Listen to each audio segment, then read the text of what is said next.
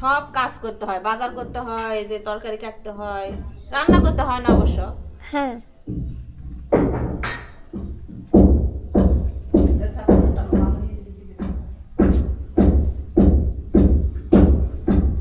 এই যে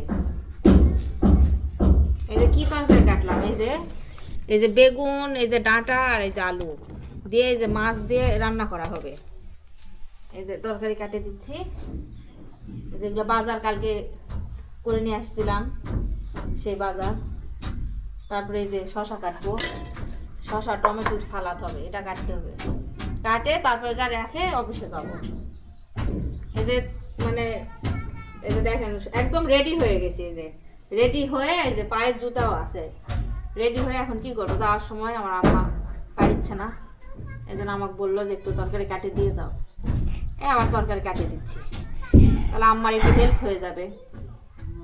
আমার আম্মার একটু হেল্প হবে, ওই জন্য হেল্প করার জন্য একটু তরকারি কাটিয়ে দিচ্ছি।